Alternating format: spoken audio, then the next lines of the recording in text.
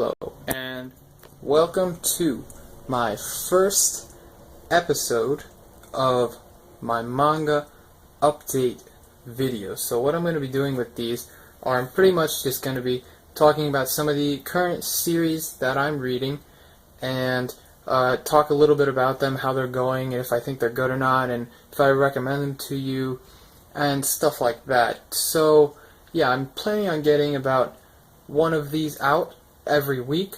So yeah, if you want to keep checking back and checking out the series that I'm reading and check out some of my recommendations, then go ahead and subscribe so you can get these manga updates. I think it's going to be pretty cool, and it's yeah. Now, the first manga that I want to talk about is Princess Knight, okay, by Osamu Tezuka. Alright, Princess Knight. This is part one of a two-part series. It is published by Vertical. It is this is a very, very good series. I really do recommend this to any manga reader at all. I really do. Any genre that you like. If you say you like, I'm only into horror, I'm only into shoujo, I'm only into seinen, you know, don't just read this. You'll like it no matter what. Everyone likes Osamu Tezuka. This really just supports that statement. It really does. This is literally, the way it's drawn, it looks like a Disney movie. The cartoons, the characters are drawn like Disney cartoon characters, and it's like you would think, oh, that's childish, and no, I wouldn't like that, but you really would, because it's just such a well put together story, and such a well put together story. It's so good, just everything about it. Basically, what it's about is this person right here, and she is a girl, but she's pretending to be a boy. She's pretending to be a prince. She's actually a princess, though, and pretty much it's just the story's about her and the crazy shit she gets into, because there's obviously antagonists in the story. There's people working against her who want to expose her as the girl she is, so that they can claim the power to the throne. And yeah, it's a really good story. It's a really good story. I highly recommend Princess Knight by Osamu Tezuka.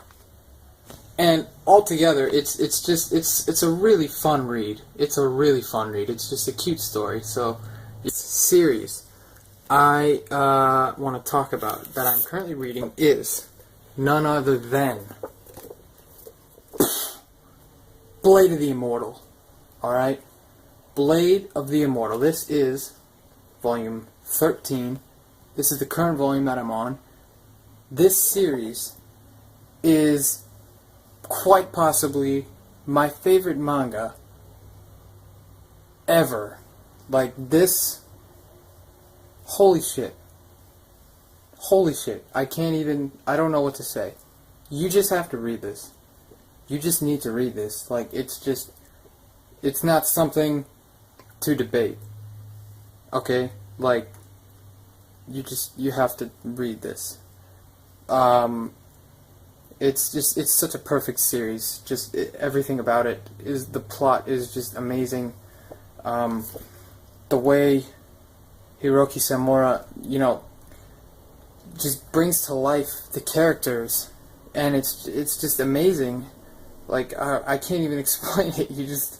You have to read it. It's so good. It's a seinen series. It's a samurai series. It's very bloody, very gory, but it's just so worth reading, even if you're not into that. It has so many elements other than that gore and action that I know a lot of people would like. And it's just so worth it.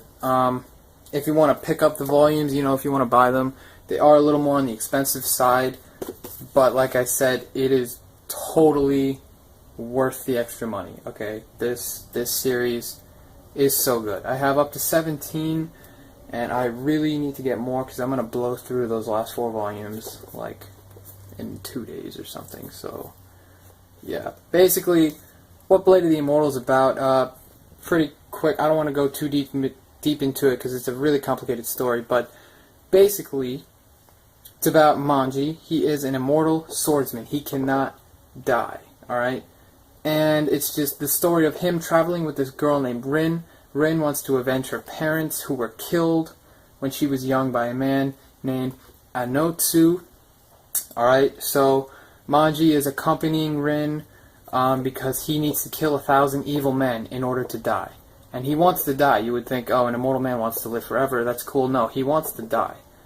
And he has to kill 1,000 evil men to die. So he's traveling with Rin to fulfill this 1,000 men mark. And that's just the basic plot. So much shit happens. So much shit has happened up to this volume so far, up to 13. And it's just so good. It's my favorite manga right now. Like, it is just by far my favorite manga. You need to read this. Blade of the Immortal. Alright? Series I have been reading is Spiral, The Bonds of Reasoning. This is a series not many people have heard of, but I picked up the entire series in a lot, and it sounded pretty interesting, so I was like, why not? It actually turned out to be really, really cool. This is volume 2. I'm on volume 2. I read the first volume. It was pretty damn cool, alright? I'm gonna say, if you liked Death Note, yeah, Death Note. If you like Death Note, definitely check out Spiral, okay? Because this series is it is a detective series, but it's not stupid, like Case Closed. It's not like a young little kid, okay? It's like an actual teenager, so it's kind of more believable.